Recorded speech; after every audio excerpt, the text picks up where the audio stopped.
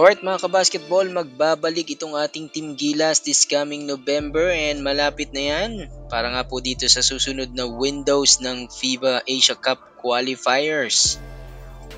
Makakaharap natin dyan itong New Zealand at itong Hong Kong. Expect natin mga kabasketball na magiging mas malakas itong ating Team Gilas dahil merong ilang mga player dito na magbabalik.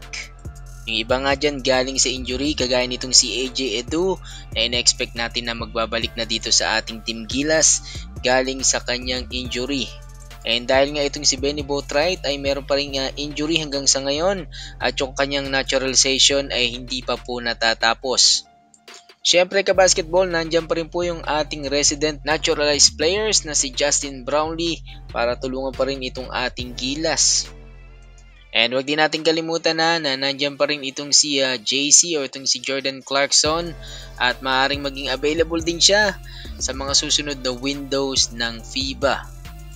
Same system pa rin yung expected natin dito na gagawin itong si Coach Tim Cone na meron siyang dalawang nakapront na big man, no? Two big man kagaya nitong si Junmar Fajardo and Kai Soto. Yun yung technique na ginawa nila dito sa Latvia at inamin nga nitong coach ng Latvia na nahirapan sila dahil nga hindi nila kayang i-contain yung size nitong ating Team Gilas.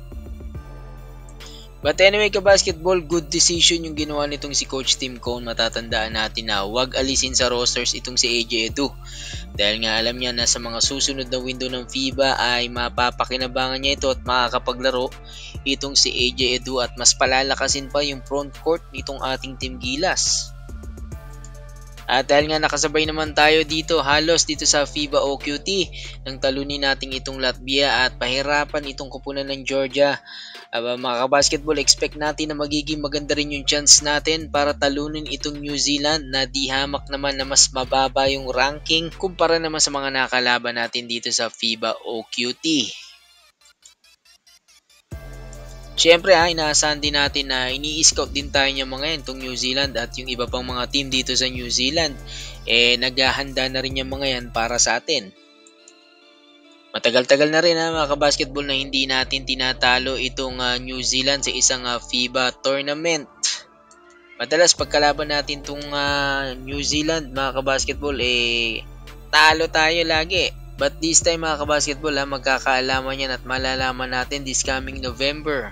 Dahil siguradong ibang klaseng Gilas Pilipinas yung makakaharap dito nitong New Zealand.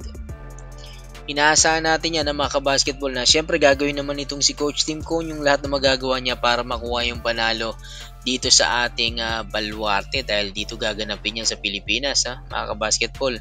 At syempre inaasahan din natin yung suporta ng ating mga kababayan ng mga libu-libong Gilas fans dito sa Manila. Ayan.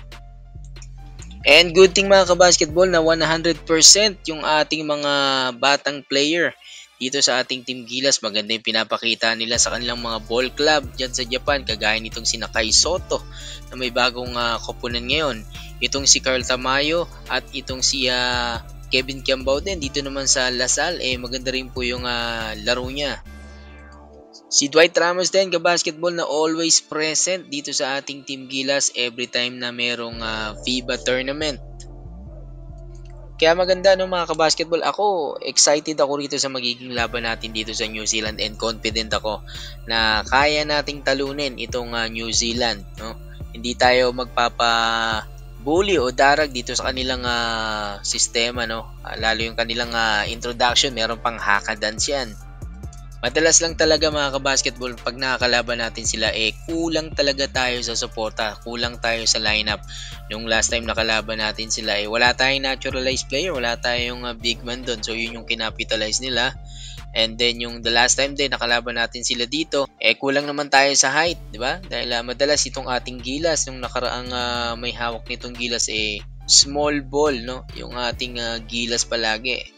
Pero ngayon sa pagbabalik ni AJ Edu mas tatangkad pa, no? At mas lalakas pa itong ating Team Gilas kasama itong si Kai Soto at itong si Junmar Fajardo. So hindi natin sure kung sasama pa dyan itong si Japet na mas lalo pang magpapatangkad dito sa ating rosters ng ating Team Gilas. Anyway mga kabasketball, hanggang dyan lang muna itong ating update and salamat sa laging pagsubaybay. Huwag kalimutan po mag-like, share, and subscribe. This is Super Chris TV.